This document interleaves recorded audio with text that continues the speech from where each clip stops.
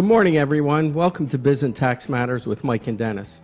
I'm your host, Michael Davis. I'm a certified public accountant, and my co-host is Dennis Markowitz. Good morning, and I am an enrolled agent.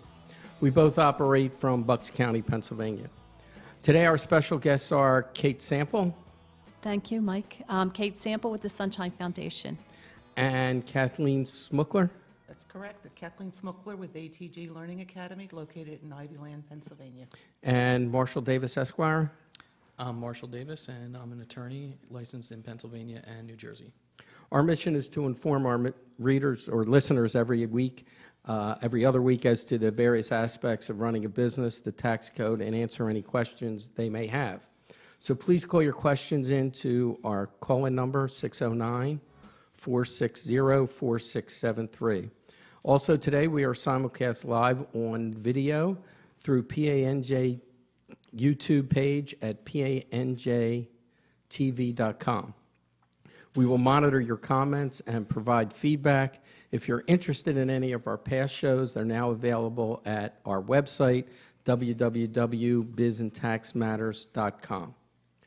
And just so you know, if you're listening to our live TV show, today is Tuesday, September 12th, 2017.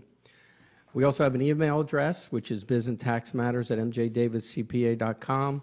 Our show will be in podcast at panjradio.com for the next week, and will be replayed at 11 o'clock. So if you're not listening to our live Tuesday show, send us an email with your questions, and we'll answer it on our next show. Again, our email address is bizandtaxmatters@mjdaviscpa.com, and please note tax talk in the subject. Our live call-in number again, 609-460-4673. So Dennis, now's the time of our show that we normally talk about tax updates, and I know we've been talking about every week something new with security. Everybody I think knows at this point, last week Equifax got hacked, and half of the Americans in the United States' data was accessed.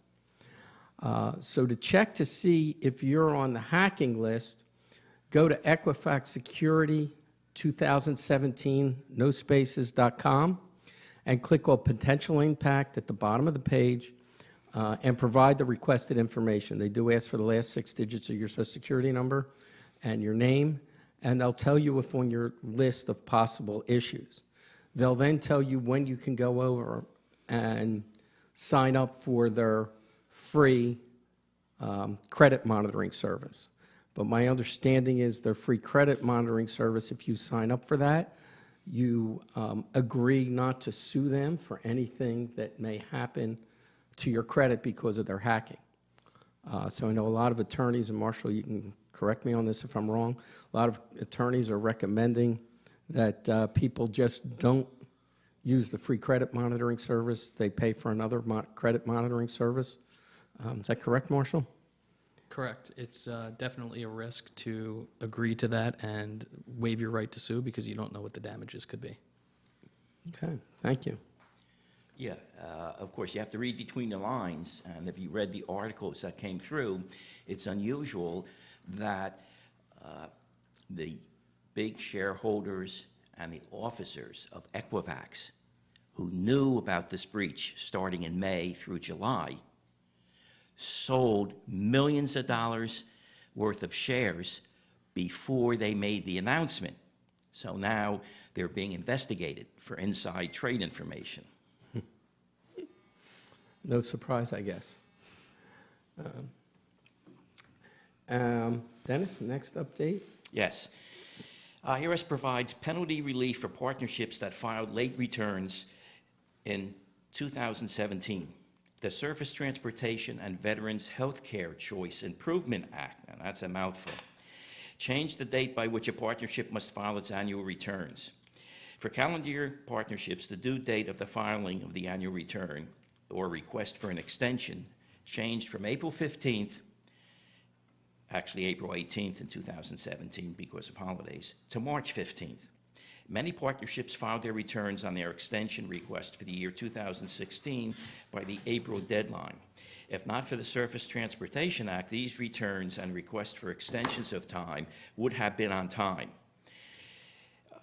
Notice 2017-47 provides penalty abatement for these partnerships, provided, one, the partnership filed the returns with the IRS and furnished copies to the recipients as appropriate by the date that would have been timely, or two, the partnership filed the extension form to request time to file by the date that would have been timely.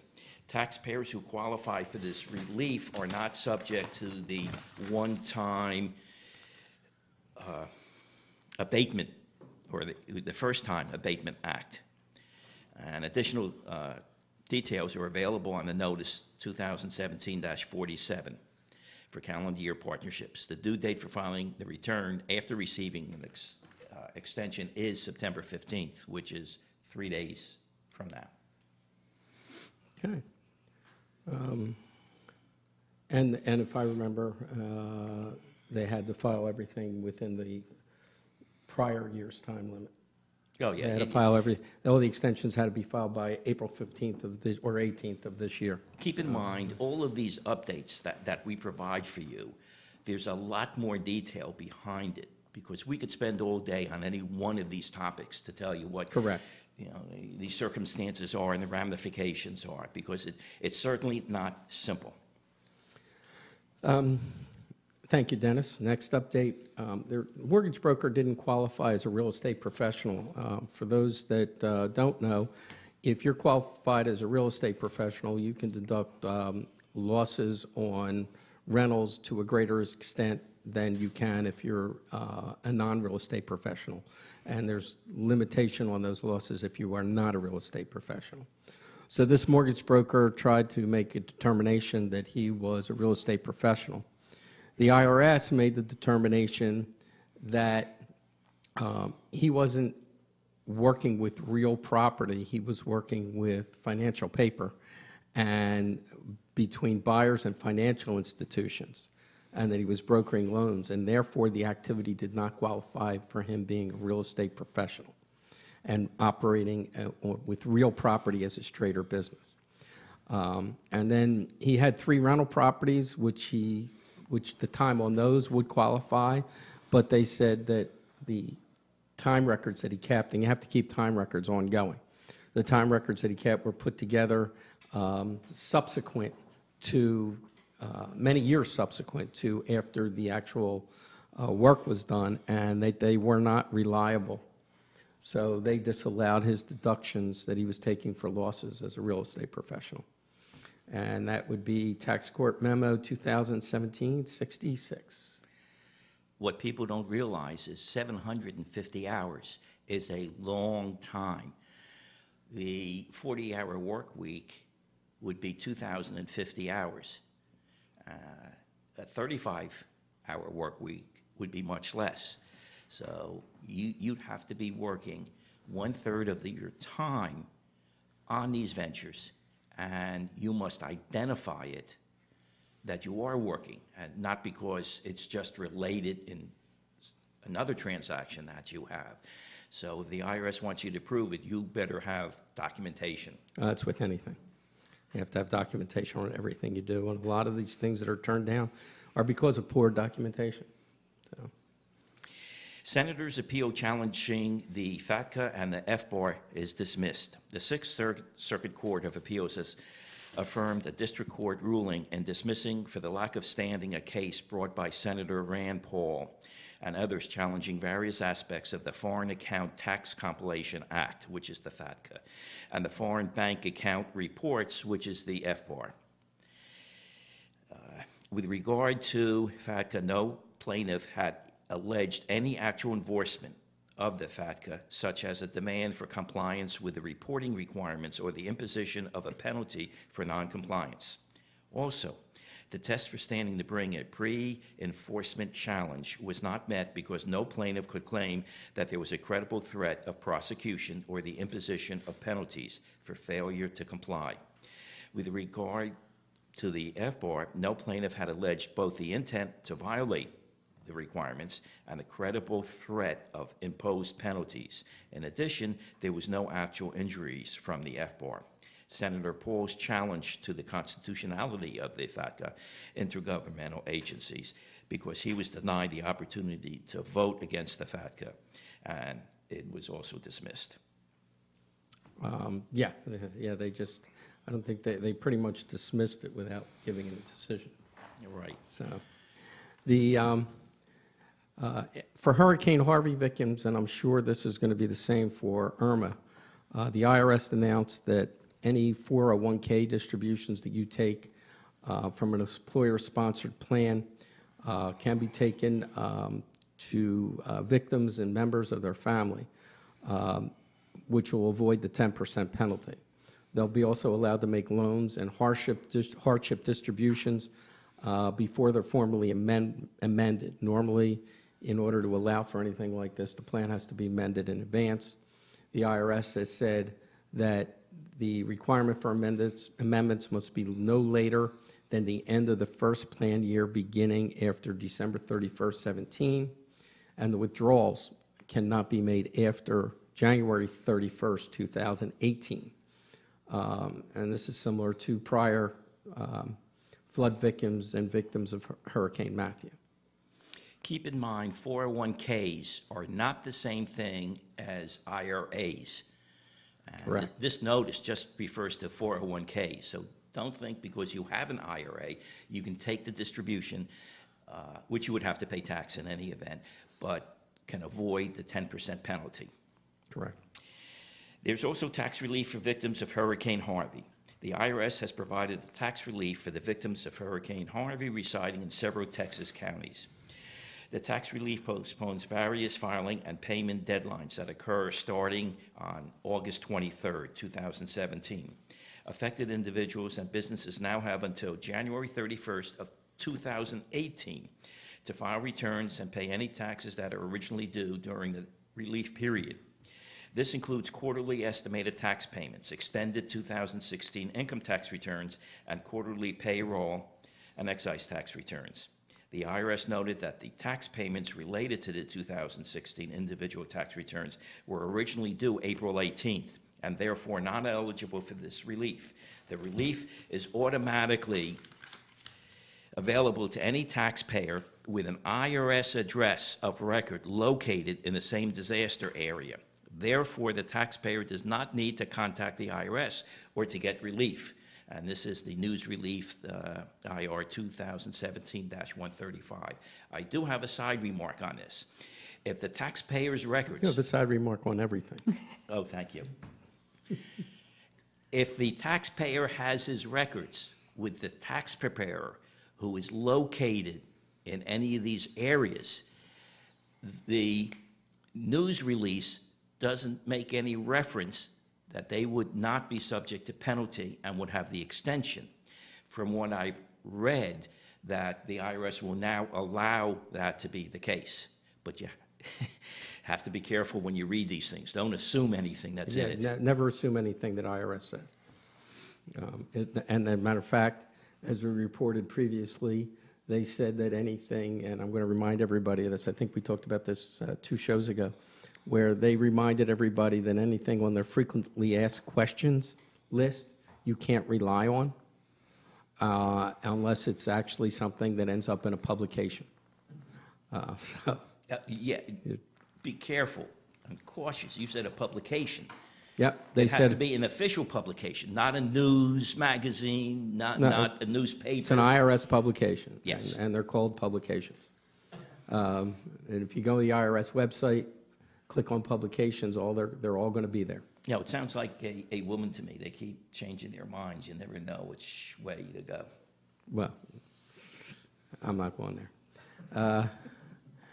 The IRS is going to expand their refund fraud prevention program. And as we talked about earlier, cyber criminals are rampant these days. A recent IRS news release, Mary Beth Murphy, the commissioner of the IRS Small Business Self-Employed Division, indicated that the IRS is going to expand its refund program for the 2018 season. The program is going to involve the inclusion of a 16-digit verification code on the W-2s to match the individual returns and proper refund amounts. In 2017, 50 million W-2s included the verification codes, which is up from 2 million in 2016. And in 2018, the W-2 is going to have a dedicated box for the verification code. The IRS reminds tax practitioners to input verification codes on clients' returns to avoid refund delays and prevent fraud filings. Details on the program can be accessed at the IRS website under Individuals, and then there's a W-2 verification code information section. I know in previous years, when we don't do a lot of W-2s, we just do a few, but the ones that we've done, we haven't used those codes, and this year we're going to. We're going to be including those codes on all the W-2s. Very commendable. Yeah, I mean, I don't see it as a choice, considering every week we have something on something with identity theft. This week we have 2 things. Yes. The employee transfer doesn't qualify for Section 355 spinoff. A tax-exempt parent company owned all the stock in acquiring a corporation. It has owned the sole membership interest in distributing an existing Blue Cross or Blue Shield organization under the IRS Code Section 833, blah, blah, blah. Distributing engaged in 2 lines of business, a Business A and a Business B. Prior to the proposed spinoff of Business B, the distributing transferred certain management and operational employees of Business B to acquiring. In a private letter ruling, the IRS concluded that the employee transfer wouldn't prevent the controlled corporation from satisfying the active trade of business requirements of the Code Section 355B. Therefore, the proposed spinoff of Business B would receive a tax-free treatment under Section 355 in a letter ruling of 2017-34004. And if you have any questions regarding that, because it doesn't cover many people, please refer your questions to Marshall Davis, our attorney here. The IRS also announced for Hurricane Harvey more tax relief. If you have a leave-based donation program where you work, where you take, you give up your vacation time, you give up sick days, and instead of that being income to you, if you donate to a charity for Hurricane Harvey, that will not be counted as income to you. You don't get deduction for it, but you don't pay tax on the income, and there's no Social Security or any of that. And I'm sure that they are going to extend that to Irma, I would think. So the IRS will not assert that the opportunity to participate in a program, a leave-based program, results in constructive receipt of the gross income on the employee's wages.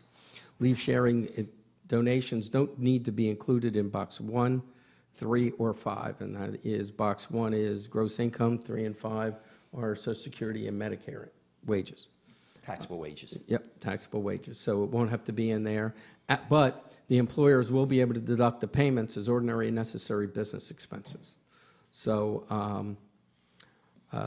and anybody in those areas should look into those, or anybody looking to make donations should look into that. If they're running out of their vacation time and they have the opportunity, they haven't used it and they're not going to use it, they can use it to make a donation and help people that are in real need. Before you do that, be aware, if you have a retirement fund that's based upon your gross wages, then my recommendation is accept the income, increase your contribution to your retirement fund, and take the deduction as a contribution, and just pay it out of your own pocket. So before you do anything, please, please consult a tax professional. Yes. And Dennis, I think we're going to get to our topic now. Our topic today is nonprofits, the mission statement, operating, and fundraising. Our guest today, as I said before, Kate Sample. You want to tell us a little bit, a couple minutes about your organization? Sure, Mike, and thank you for having us here on PANJ Radio. Appreciate it. The Sunshine Foundation answers the dreams of children who have lifelong severe chronic conditions. So we've heard of other wish-granting organizations that stop at a life-threatening diagnosis. We've, for 40 years, reached out to all those children who may have lifelong severe chronic conditions such as low-functioning autism, cerebral palsy, trauma from abuse, blind, deaf, and give them a special dream or wish. But we do that also for parents, for children whose parents do not have a limited amount of income. So we do reach out to those children whose parents can't afford to give them something special. And that's what we do with Sunshine. Excellent. Thank you, Mike. You're welcome. Kathleen Smuckler. Kathleen, you want to tell us about your organization? Sure, thanks for having ATG here today. ATG Learning Academy is a private academic day school for children that learn differently. They have language-based learning disabilities, including ADHD, dyslexia, dysgraphia, and central auditory processing. ATG offers a low teacher-to-student ratio. The whole philosophy behind our education is teach our students to mastery. Our students usually fall behind in a public setting, which is too large to give the individual attention that our students need. We use all language-based, yes, I forgot the word. We teach them until they learn, okay, is basically what we come down with. We have a small classroom. If they're not successful in one teaching method, we will use another teaching method for them. The other thing that we do at our school is we have brought in a neuroplasticity program, which repairs areas of the brain that causes learning disabilities. So not only are we repairing their brain, which is a permanent change, and then we do the academics that they need to be successful in this world. Great. And our other guest is Marshall Davis. Marshall, you're an attorney, and one of the things that you do is work with nonprofits. You want to tell us a little bit about that and yourself? Sure. I work with small businesses and nonprofits, helping them with transactions and startups. So I help businesses and nonprofits start up from the beginning, get 501c3 status, set up the board, their bylaws, and then on an ongoing basis essentially serve as their outside legal counsel for any organizations that don't have their own full-time in-house counsel. So we'll help them with any sorts of legal issues that will come up. So it could be contracts or reviewing certain documents or defending their 501c3 status from IRS audits and other various tax matters. Great. And from my knowledge of nonprofits and working with nonprofits and a lot of the seminars I've attended,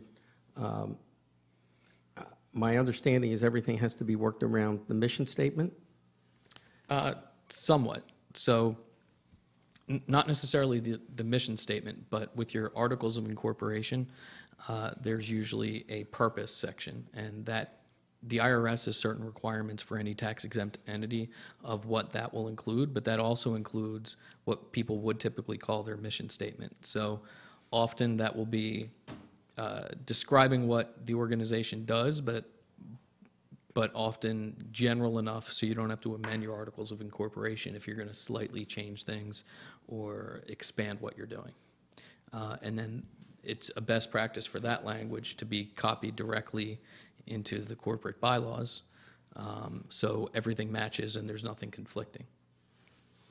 And I know IRS looks at that mission statement that you put in the bylaws when you send it to them?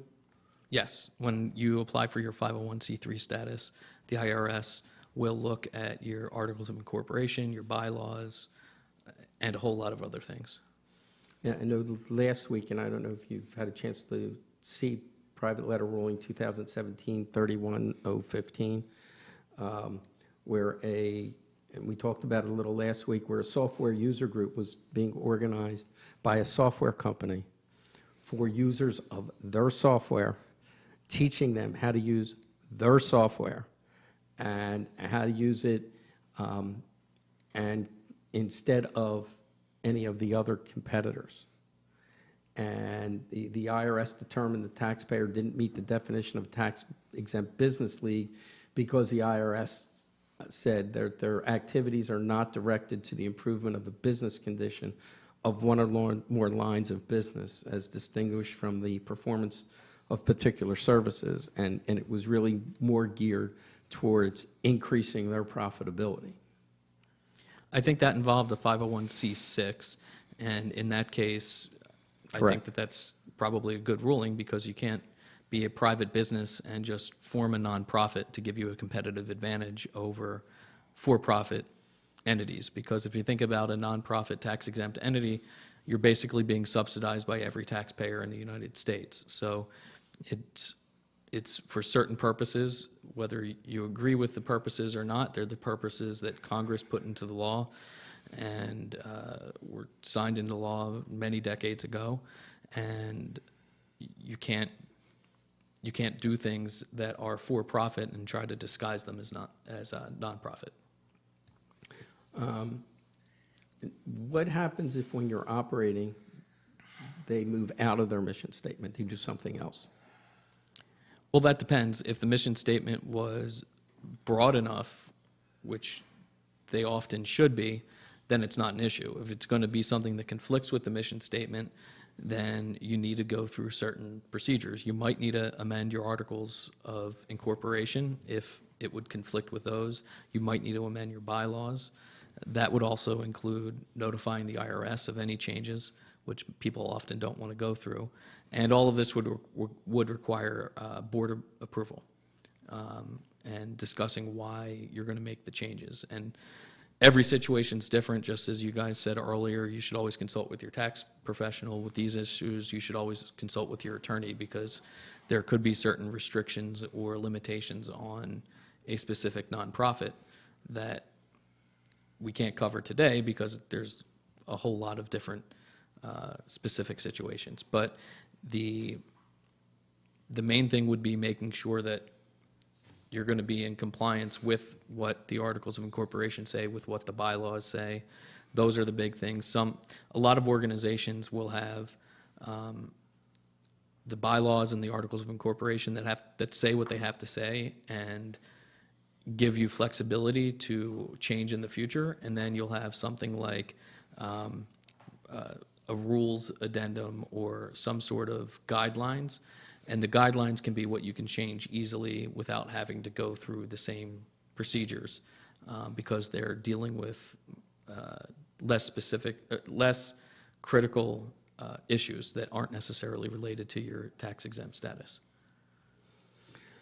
Kate and Kathleen, how do you operate to make sure you stay within your mission statements? I can start with that. As I look at our mission statement when we're doing anything and coming up with any new ideas for the school, because each year we have a goal as to how we're going to improve how we educate our children. And it is very easy when you have a certain mission statement to go back and say, is that question being answered by that? And if it's not, you can debate whether or not you want to go through what the gentleman was talking about. If you want to go through all the legality papers to change what your mission statement is. But I find the mission statement helps us stay within what we're doing. And guide you. Yes, and guide what we're doing. Yeah, definitely, that's true. Now, we at the Sunshine Foundation, we have criteria for a child to have a dream answered. And that criteria, as our mission statement, is based on the age 3 to 18. The family income, we do have a limited household income of $75,000 because we want to reach out to children whose parents can't do that. And also their criteria. So we get a copy of their 1040 information, Social Security, anything like that. And then also the doctor's information. So we do know that they meet our criteria for the medical condition for the child. Great. And I'm going to skip a couple of things that I've got here and go to a brief discussion on GoFundMe accounts because we're coming up close to the break. So GoFundMe accounts, we've talked about it before. If anybody that goes to a GoFundMe site, you do not get the deduction unless you're contributing to a 501 organization. It has to be a charitable organization. You can go to the IRS website, and they have a list of all the charitable organizations, and then make your determination. I've had people come in and say, I made a donation to so-and-so. I said, well, are they an charitable organization? Well, I did it through GoFundMe. That doesn't count. GoFundMe is not a charity. GoFundMe is just a place where people raise money. And a lot of people on there raise money just to make money. Somebody was telling me a story about somebody that did it to pay through his college and has graduated college and is now doing it as an extra source of income. So beware of these GoFundMe accounts, and unless you really know who you're contributing to and what they're doing, and unless it's a charity, that you should not make a donation to them. As a sideline, people should also be aware when they go to a beef and beer to contribute funds for a child who has cancer, leukemia, whatever, they're probably not a 501c, and it is not deductible. That's correct. And now we'll go to the break, and we'll be back shortly. Thank you.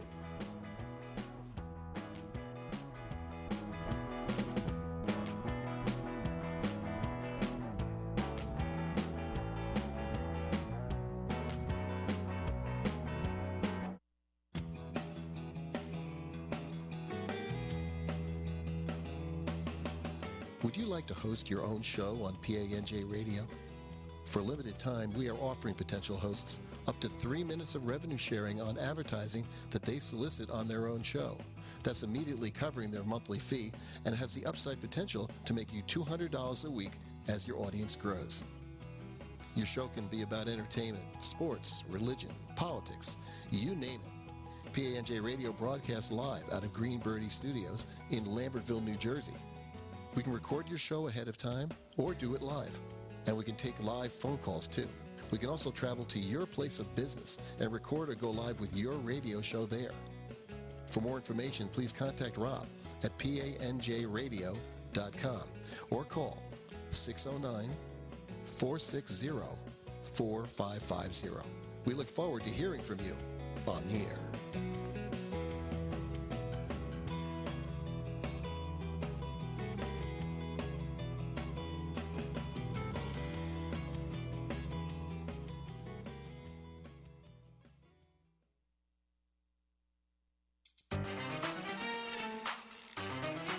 Hey, I'm Deirdre Anderson with Delish Catering, And I'm Laura Mangone from Chambers Walk Cafe and Catering.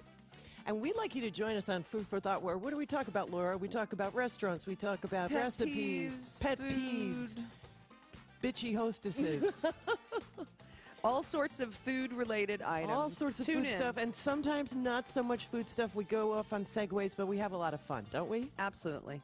So join us on Food for Thought. PANJradio.com, 1 o'clock weekdays.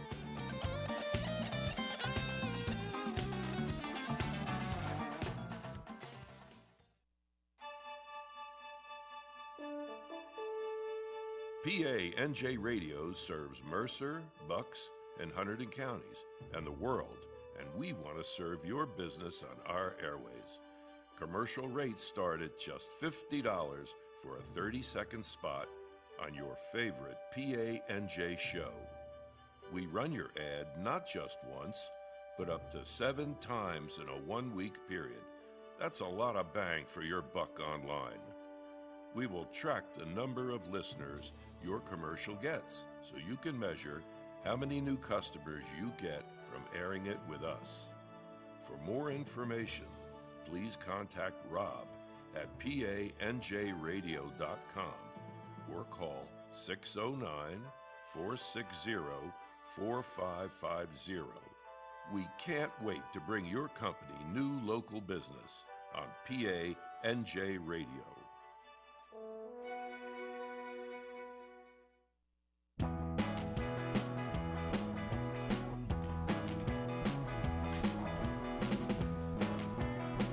Okay, everybody, welcome back to Biz and Tax Matters with Mike and Dennis. I'm your host, Michael Davis. I'm a certified public accountant. My co-host is Dennis Markowitz. Hi, and I am an enrolled agent. We both operate from Bucks County, Pennsylvania, and our mission is to inform our listeners every other week as to the tax code and various aspects of running a business. and answer any questions that you may have. Please call your questions into our call-in number, 609-460-4673, with any questions you may have. Also, we have simulcast live today on video through PANJ YouTube page at panjtv.com. We'll monitor and answer any questions that you may have on the live chat there. Today is Tuesday, September 12th, 2017, so if you're listening to one of the replays over the next week at 11 a.m., or from a podcast at panjradio.com, or bizandtaxmatters.com, send an email with your questions to bizandtaxmatters@mjdaviscpa.com, and note Biz and Tax Talk in the subject, and we will answer it on our next show. Mike, I have a question for you. You have at the website Yeah. a link that you could watch the shows from and live or listen to it, No, you can only the past shows. only the past shows. If you want Right. if you want the live show, you've got to go to panjradio.com. But if you want to see it, listen to a past But show. it might not be a bad idea for the person that takes care of our website, Rob, to put that link on there so that they can look live and go to your website. Whoever's running it can do that anytime. And whoever's running it could do that.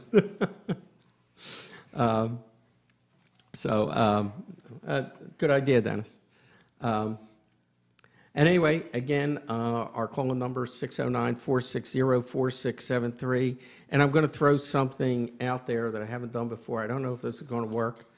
But I have 2 tickets and parking to Tuesday, November 21st Flyers game with Vancouver.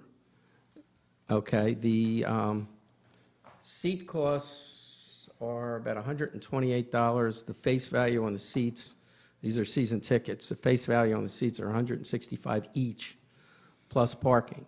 I'm putting it out there. Anybody that wants to make a bid on these seats, I will donate the proceeds to the 2 charities that are here. So if anybody's interested in these Flyers tickets, give us a call, and place we'll auction them off. And they're 9 rows from the ice. Correct. Very nice. And they are aisle tickets on the aisle on the line that the Flyers shoot at twice. They're in that section. So anyway, back to our topic: nonprofits, the mission statement, operating and fundraising. And again, our special guests are Kate Sample from the Sunshine Foundation, from Feasterville, Kathleen Smukler from ATG Academy in Ivyland, and Marshall Davis, Esquire from Davis Law and Jamison. I know now, I know you guys run a lot of fundraising campaigns. Are the 2 hurricanes going to affect you at all? I think so, because when you're looking to give something, whatever's the most popular in the news or devastating, people are going to give to first. But if your fundraising is set up so that people understand and it tugs at their heartstrings, they'll also look at your fundraiser. Does that make sense to you? Yeah. Yeah. It's all about who's reading what you have, how present it is in today's news.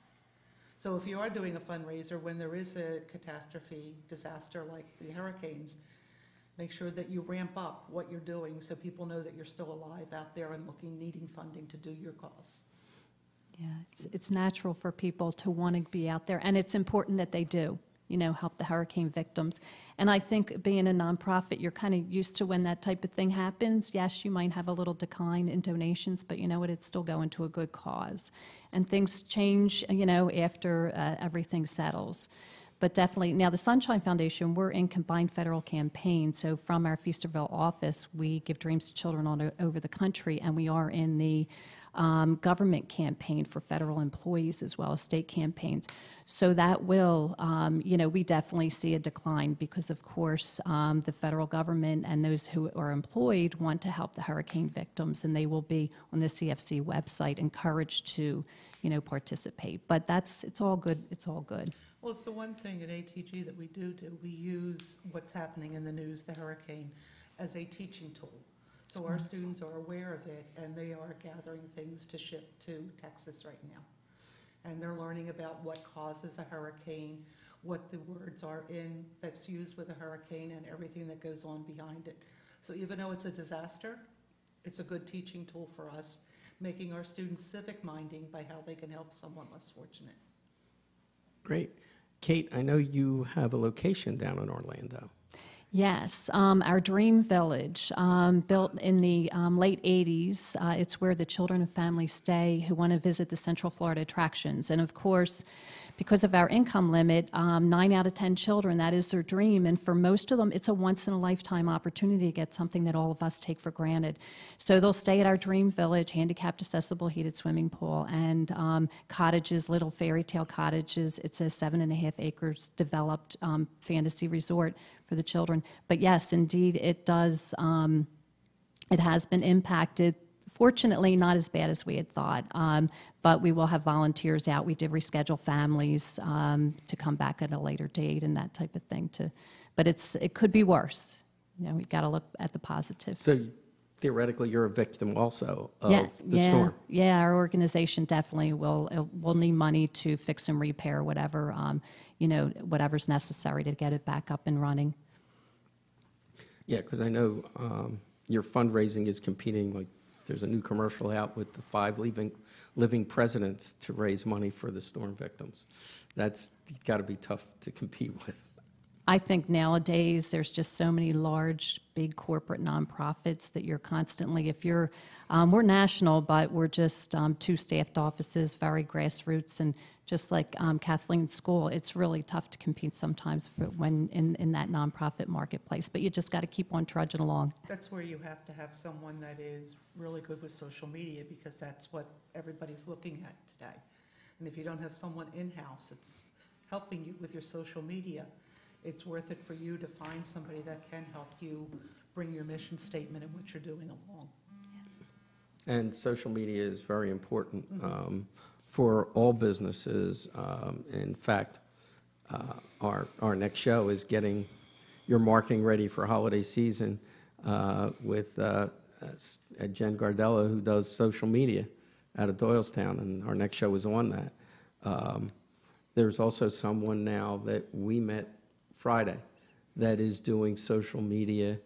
Brad Siegel. Brad Siegel is now doing social media training for nonprofits to use the new informational systems to raise money, and he's going around to educate nonprofits on that, and I think that's great that he's doing that. Yeah, it's tough to compete out there, but it's just getting your message. Well, and for those of us who do not have an advertising budget, which Right. I know a lot of grassroots nonprofits don't, it is definitely the way to be out there with free advertising. It's wonderful. My concern is, and both Mike and I always bring this up every show, is fraud and scams, that people are sent continuously in hard literature that you receive in the mail, or even emails that you do receive.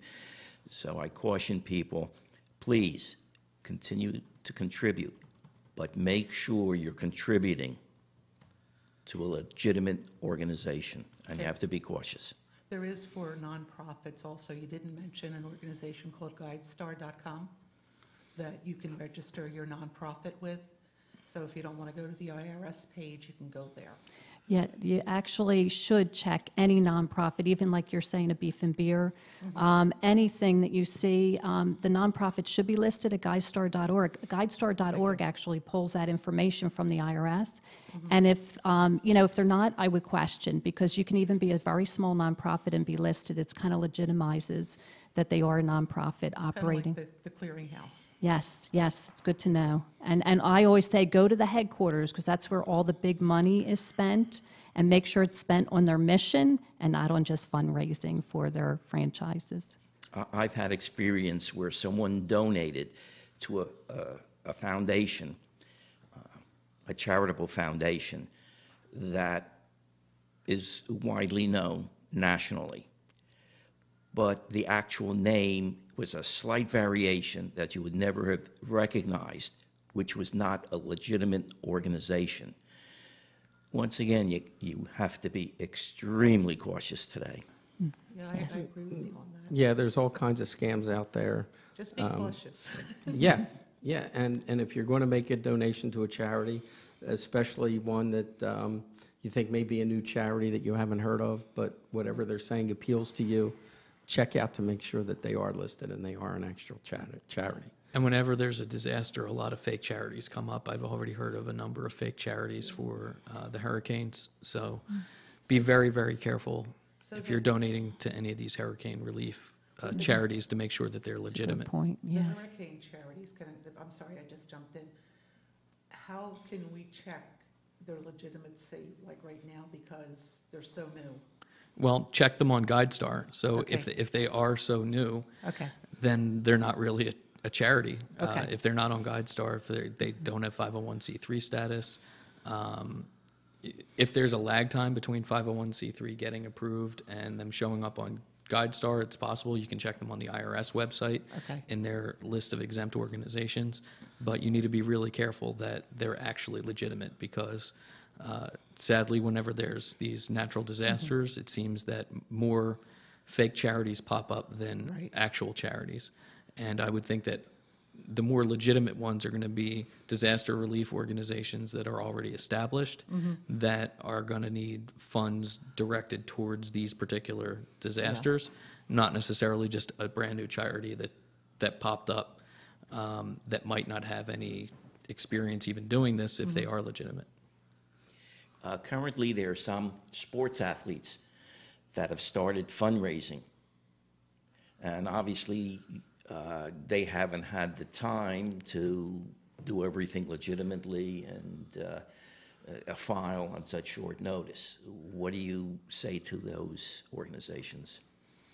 Well, if their sports organization is a 501c3 and you're making a contribution to them, if it falls within their purpose and their mission, they can then make donations of that money. But if you're just giving money to an athlete who's just saying, I'm collecting for the hurricane, you have no idea if that money's going in his or her pocket. You have no idea about any of that, and it's likely not deductible unless they can show some proof that they're a 501c organization and send you the donation letter, and they actually show up on the checks that we mentioned earlier. And hopefully they're donating their own money because athletes make a lot of money. Professional ones do. Yes, that's what I mean, Yes. professional, Yeah. yes. In the legal and tax profession, we have a terminology for that, and it's called due diligence. It's the same thing as being very cautious. Right. And today, it's so easy to go in with these scams and make a lot of money and get away with it that people don't know. Correct, and that's it's been a big issue for a while now. It's worse with all the internet because people get stuck. They can get you any message they want just by sending mass emails out. Right. And so that can become an issue. And you know, again, it's part of the cybercrime that's out there. And again, if you get an email from somebody you're not sure what it is, don't click on it. Just Yeah. don't do it. You know, I got one a couple weeks ago from that said it was a DocuSign document, and it was an invoice from somebody, and it came from Dennis. His email got hacked, and I got this email, and I said that I shouldn't be getting this, and I never clicked on it. I just called him, "Is this real?" before I did. So you should check that out. And you're going, the same thing's going to go out now. There's going to be a lot of emails going out trying to do that for Harvey and Irma that are going to be just to try to steal your identity. Yeah. And somebody told me this morning, an IT guy, that he thinks that there's going to be another ransomware attack within the next 6 months because most of them come out of North Korea. And with the new sanctions that they're going to try to get even. Keep in mind, we always tell people when they receive an email from someone they don't know, with an attachment, don't open it. My recommendation is, even if you get an email with an attachment from someone you do know, call first before you open it. Correct, because you never know if they've been hacked, Right. you know. Yeah, that's usually how it works. I mean, like, yeah, and it goes out to all their email recipients. So, Kate, Kathleen, what are your normal fundraising? What do you normally do to fundraise? I think our biggest fundraiser that we had is Beef and Beers. And we let our people that buy tickets know what amount they can deduct as a tax, as a donation, because they can't deduct what the cost of the meal is. This year, I've had a GoFundMe page out there because we're in the process of moving.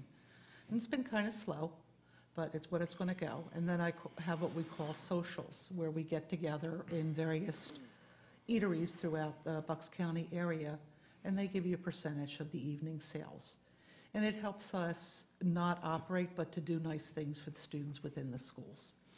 And Kathleen, you're also in a networking group, which is how we met. Yes, it is. Okay. So that's the other big thing is you should be, I'm glad you brought that up, because you should be reaching out to a number of people every week. Being in a networking group that meets weekly, I can reach out to them, and they know what we do. And I have, can I say the name of the networking group? Sure. Okay, it's BNI, Doylestown 2. I have 40 people that are telling everybody about what we do at our school, because we're BNI's non-profit in there. So I can talk about our fundraising that we have going on. So I have 40 more people than normal who tell all their friends. And it just is a cascade effect for us. And my BNI group is BNI Doylestown East. Okay, And we're having 2 visitors' dates, and Kate Yes. is coming to see what it's all about. okay, So, Yes, I'm excited about that's that. good. yeah, I think those things help. And there's actually was searching something on nonprofits and came up with, somebody wrote an article of why nonprofits should be in a group like that. When I was first asked to join the BNI group, I'm just like, what are they going to do to me? They're not going to find students for us to come in. But I found out just their knowledge and knowing that we're out there is well worth what I do there. Okay, and it's back to just what the group does. There is a subliminal advertising, because not many people recognize your name or your organization. Exactly. But by joining these groups, people then understand and know you. So if someone asks you, gee, did you ever hear this organization? Oh, sure, I know the people there. It's legitimate. Exactly. So even though you don't see it or may not get contributions from them, it broadcasts your name. It does. Word of mouth is the best. Is the best advertisement for us. Correct. yes. Correct. And then, and like I said, when I decided to do this nonprofit show, and I knew I was going to ask Kate, I was deciding who was the other nonprofit that I'm going to invite. Well, I'm And glad it you was did. from... When you came to visit. When I came to visit. I would have never met you if I didn't come No. sub for Who was it you subbed with? Mike Tamburino. Okay, yeah, and Mike Tamburino, to go back with that, is was an old neighbor of mine. Oh, okay. So it's a small world. Yes, it is a small world. And in line with that, I always tell clients, you never know where your business is going to come from.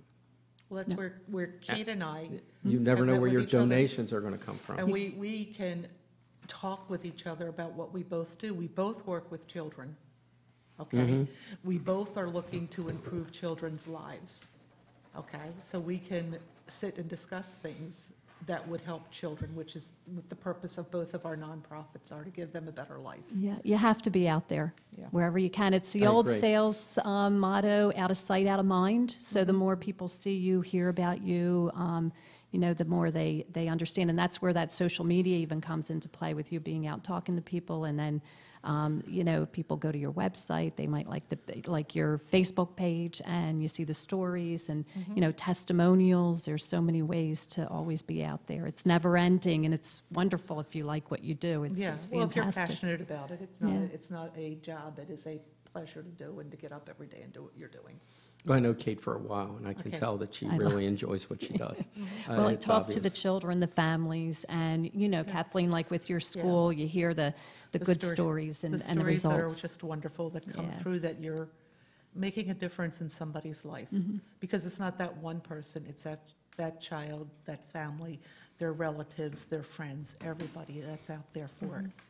Right, and with your charities, it's not just the children, because the issues with the children affect the entire family. It does. Not only the immediate family, but the extended family.